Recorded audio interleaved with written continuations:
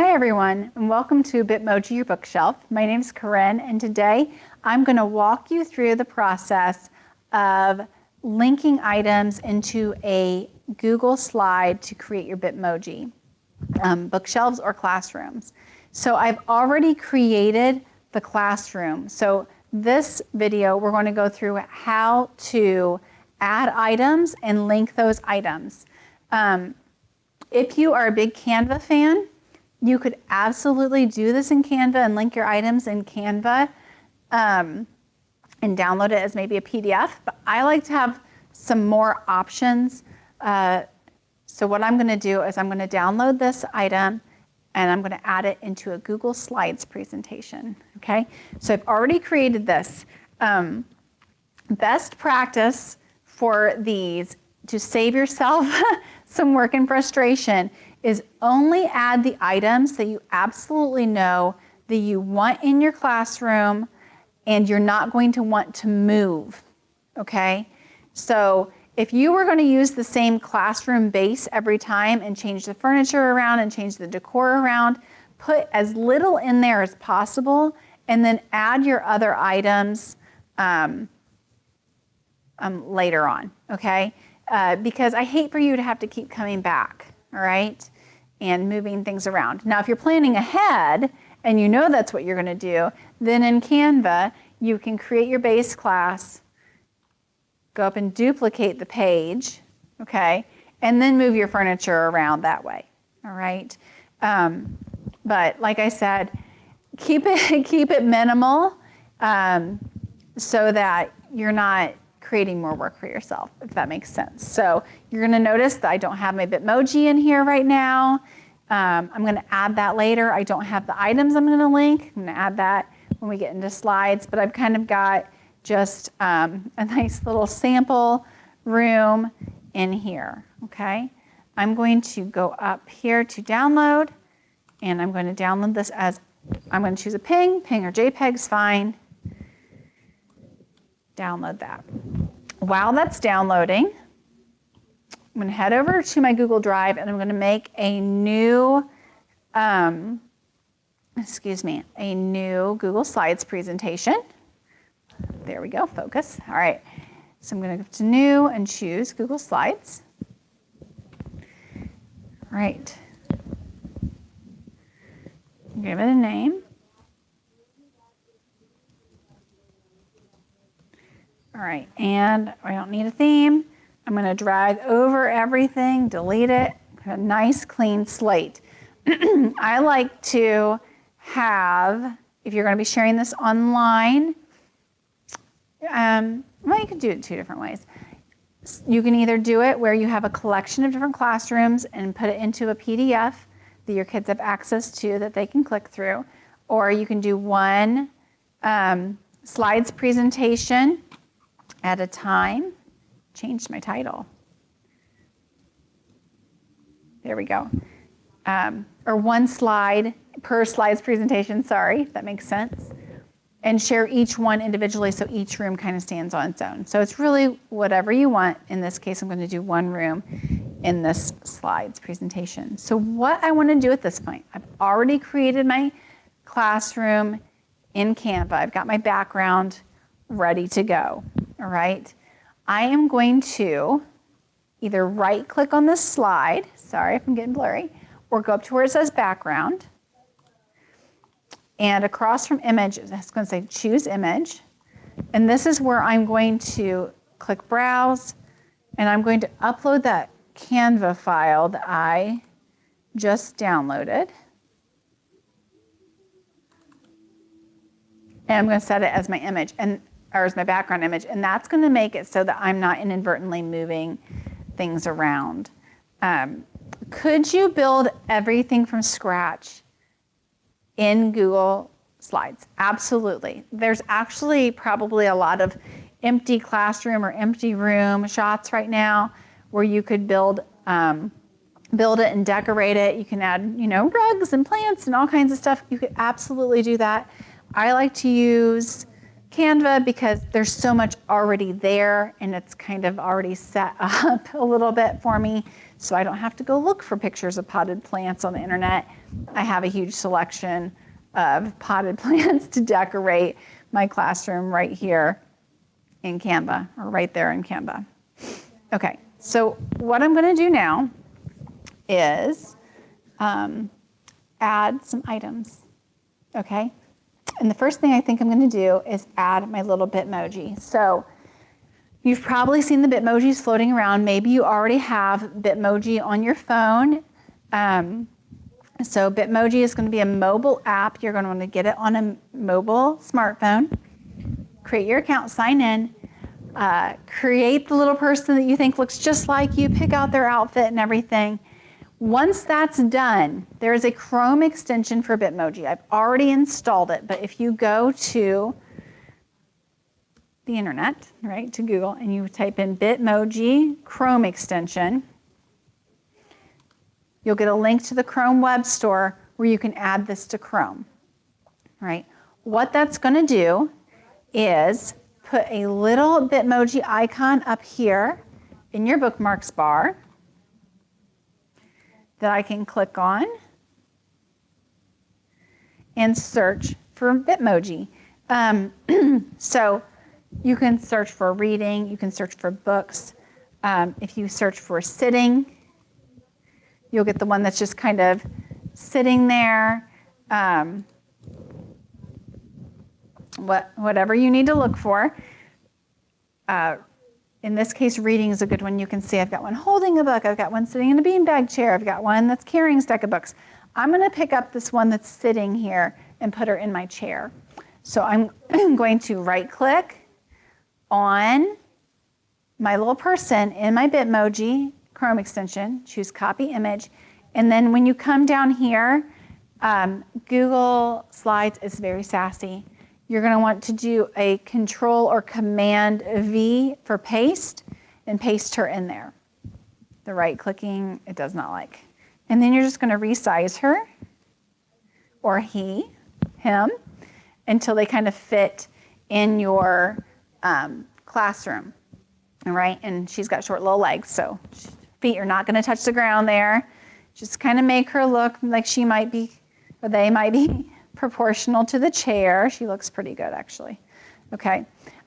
Now, one thing I want you to keep in mind, and if you want to avoid this, you can do what I said not to do and add your Bitmoji ahead of time. But because she's in here, I like to add her first, for one thing. So she's going to already be behind all of the items I'm going to add in my classroom. And then the other thing I like to do you see all this extra space over here? I'm going to double click her and I'm going to crop my Bitmoji as close as possible to the actual image so she's not running into my things inadvertently, okay? Then I don't have to worry as much about my layering issues. Okay, so now we are ready to add some books, okay? So this is Bitmoji Your Bookshelf. I'm going to add some links to some reading things and some books and stuff like that. So what I like to do is add some of my favorite items. I'm going to go to InfoOhio. If you are a teacher in Ohio, you need to be using InfoOhio. It's fantastic. One of my favorite reading resources in InfoOhio is BookFlix. You can find it in 35K5 or 35K5, ages 3-5, grades K5, or in the all resources. If you teach older kids, struggling readers, English language learners, no matter what, I still encourage you to check this out. So don't be dissuaded by the fact that this is in those lower grade bands. It's a fantastic resource. I've used it with high schoolers. When I taught social studies, I've used it with everybody. Okay, so BookFlix is right here. In order for your kids to use BookFlix, they have to access it through InfoOhio. As you may already know, Scholastic BookFlix is a paid resource. InfoOhio wonderfully uses their funds to pay for that for teachers and students and parents in the state of Ohio. So if you want to get your kids directly through to BookFlix through InfoOhio, when you get here, there's a little I. That's going to take me to the BookFlix page on InfoOhio so that they can come here and then open it. I'm going to, first thing I'm going to do is I'm going to get an icon for my kids to click. So I'm going to right click and copy the image for my BookFlix icon. And I'm going to Control V, paste it in here. And I'm going to resize it so it fits on my bookshelf. And you, depending, if you're working with smaller kids and they need to have more space, make your bookshelf bigger in Canva. That's totally fine. I made it kind of small. We were more worried about decorating, right? So now I have BookFlix here. And I'm going to grab that link, copy, and then click on my BookFlix icon. We're going to do this a couple times. So if I'm moving too fast, it's okay. It's going to be all right. We're going to do this several times. All right. So if you are a shortcut person, a keyboard shortcut person, your Control or Command K is still going to work to link items. Or you can go up to the little chain, the little link up here and paste. All right, so there we go. That's going to work. So let's add some more. Another of my favorites is Storyline Online, and it's .net.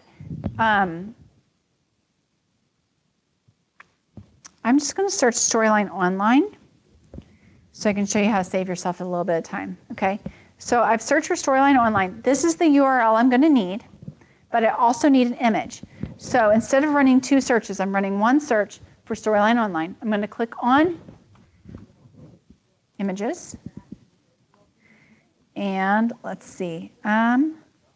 This is going to work. So I'm going to copy that, right click, copy image, Control V, Command V, paste. I'm going to trim that up a little bit just to make myself happy. There we go.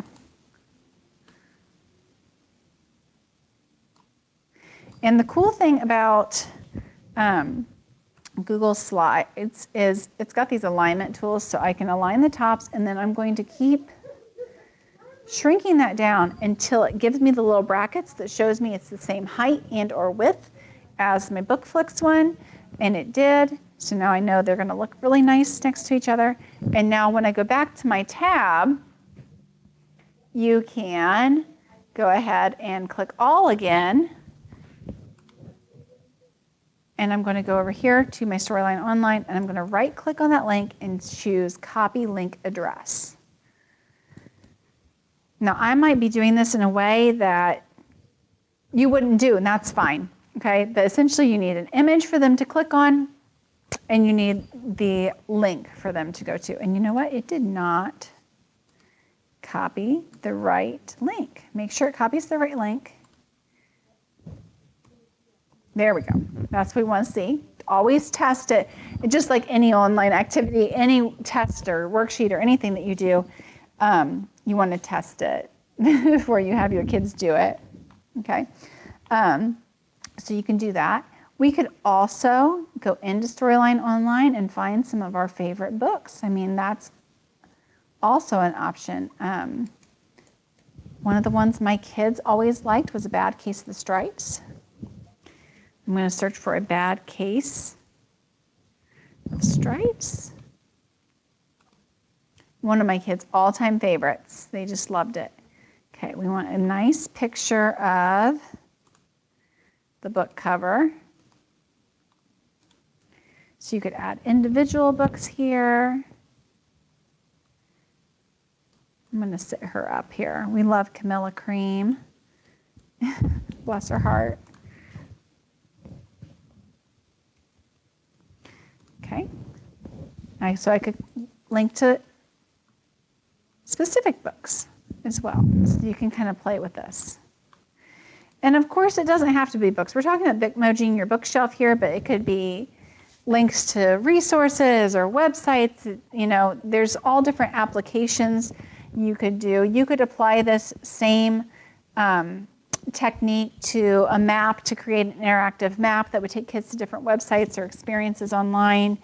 It could take them to different video tutorials. It's really about the concept here as we're building this. All right, so let's add a couple more. I'm not going to fill my bookshelf today.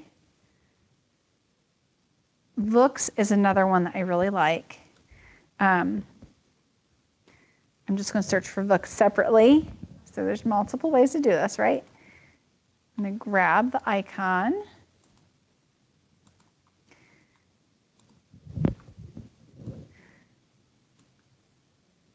Books is nice because it has some similar titles to Bookflix. I would say Bookflix is a more robust learning resource, but Books has some different titles to it. It is a paid resource, but if you search, sorry, I'm skipping around a lot here. I just want to remember to tell you all this.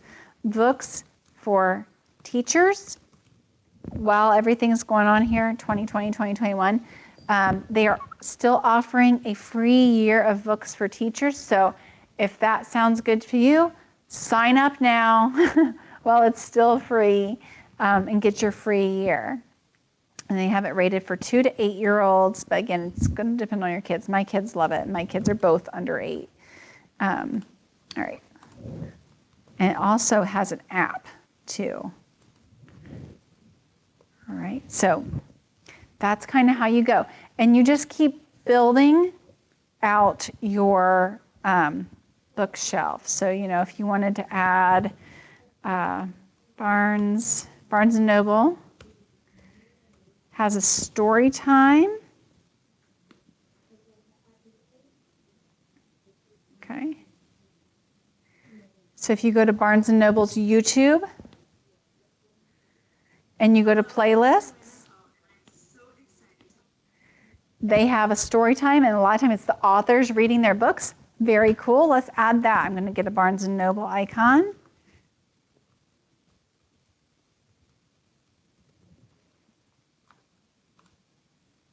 See if I can find a square one or something that looks kind of square.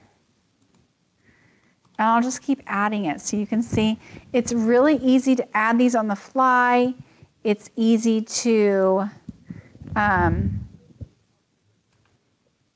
go back later and add another one, which is nice. You can keep your same classroom all the time and duplicate slides presentations, and do seasonal ones. I love seeing different collections. I've seen people that do SEL bookshelves or Women in History or Black History Month themes. You've got so many different themed collections that you can do. You don't have to change your Bitmoji classroom up all the time. You just duplicate this if you want to keep it, or you can just clear your bookshelf out, add new content to it. It's super easy, and it's visually appealing. The kids like it. It's kind of fun. And you can always change your Bitmoji around. You can always go back into Canva or wherever tool you use to decorate your Bitmoji classroom initially and redecorate. You can add seasonal items. It's really fun. It's great if you're teaching remotely, but even if you're not teaching remotely, if your kids are on devices, you're using like a Google Classroom or Blackboard or anything like that where you're sharing digital content with them, it works great, okay? Alrighty, so I'm not going to make you watch while I continue to fill my bookshelf here. I want to show you how you can get this ready to share with the kids. All right, so we have a couple different options here. If you share this with them view only, let me show you what that looks like, just so you know. It absolutely is a viable option. I'm going to go up to share. I'm going to change my link. When I go down to get link, change link, and change it to anyone with the link can view, or if you wanted them to have to sign in, you could keep it anyone in your domain and share the link with them. I'm going to copy this. I'm going to go into an incognito window and paste. Okay, so they see it like this. If they click on an item, they have to then click on the link below. That's how it's going to be if you are in anyone with a link can view. Now you can tell them that they could go up and tell it to present, and then it's going to be full screen like we probably intended, and then they can click on items and it's just going to take them there. They're not going to have to click that link twice, okay?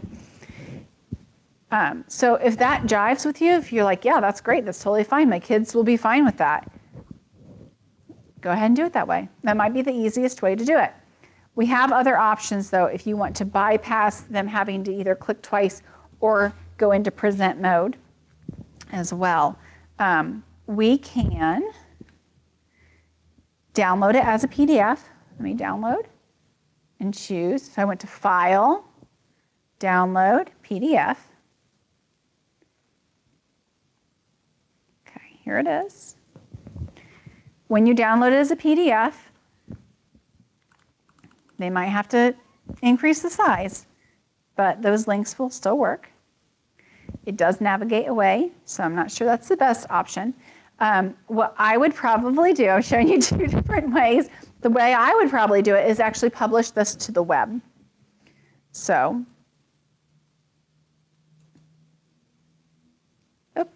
we didn't want to do that. There we go. Close it up. Okay, so what we would do is go to File, Publish to the Web.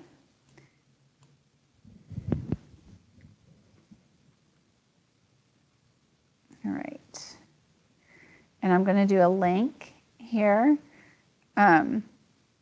It's going to auto advance the slides, but there's only one slide, so we don't really have to worry about that. And then down here, you have published content and settings. So if you wanted to restrict access to this, you would need to come down here and restrict access.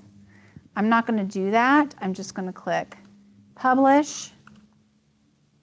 It's going to give me a link. And then let's go into incognito just so you know it's not just me being able to see it. Okay. This is the link that you'll need to receive your certificate of attendance for this session. Simply visit bit.ly/OhioDLD2021 and click on the link that says click to find out how to receive a certificate of attendance. There you'll fill out a form and supply this code. Make sure you type it exactly as it appears here, as it is case sensitive, and then a certificate will be emailed to you. There it is, and it's just there. I mean, it's already there. So you would share that link. You share that link in your online classroom. You can drop it in a chat, in a Google Meet or a Zoom call, whatever you want to do, however you want to share it, and then it's already there. It's ready for them to go, and it opens everything in a new tab so that they're not losing that. And that's one thing I didn't like when we looked before at the PDF. Other than resizing it, they had to they kept losing it. They would have to know to right click and open in a new tab. And not a lot of kids, I shouldn't say that, but a lot of your younger kids especially maybe aren't going to know to do that, and that's going to be frustrating for them to keep losing the thing that they're supposed to be working from. So I really like the idea of publishing to the web, okay? If you have a Google site or you have a LMS that allows embedding, you could also insert the presentation into your Google site, or you could embed the presentation, publish it to the web, and get the embed code. Let me show you that really quickly. So once you've published, I've got links selected here. And this was under File, Publish to the Web. It gives you the embed code as well. So if you wanted to embed it, like if you used a Moodle or something that allows embedding, you could do that as well. And then it would be interactive right in your page. But that's kind of the route I like, because then everything's there. I don't have to worry about them having to click two things to get to a single link. I don't have to worry about it navigating away from our Bitmoji classroom. I just think that's kind of the way to go. So in summary, we created our classroom in Canva to create our base. We put only the things that we definitely wanted in our classroom in there. We came into Google Slides, made a new slideshow, and set the background as our image that we created in Canva. Remember, I said you could also create your background, your image, your classroom, whatever, in slides if you wanted to. We chose Canva for this case. We added our Bitmoji in, and then we started to add our items that we wanted to link. We added the images, we linked them, and then we set our sharing settings the way we wanted it to be, and we published to the web using either a link or embed, depending on how you're going to share it with your kids. If you're just going to pop it into Google Classroom, grab that link. The other cool thing about publishing to the web, and I want you just to keep this in mind, as opposed to like a PDF or something, if I download it as a PDF and I want to make changes, I'm going to have to download it again and reshare it with my kids. If I share it in the sharing settings, or I share it via publish to the web, when you make updates to your classroom, those updates will automatically be reflected when the next time the kids visit it. So it just makes it easier on you and less frustrating on them because they're not working with multiple versions. Now, I hope that you're so excited to get started with this. I will warn you, it's super addictive, so you may get sucked into the Bitmoji classroom for several hours. Lots of fun. I am going to share some links to a template for this classroom and a couple others that we've made, but I hope you're excited to get started, and I want to say thank you so much for joining us, and I hope I get to see some of your amazing Bitmoji classrooms in the future. We'll see you next time.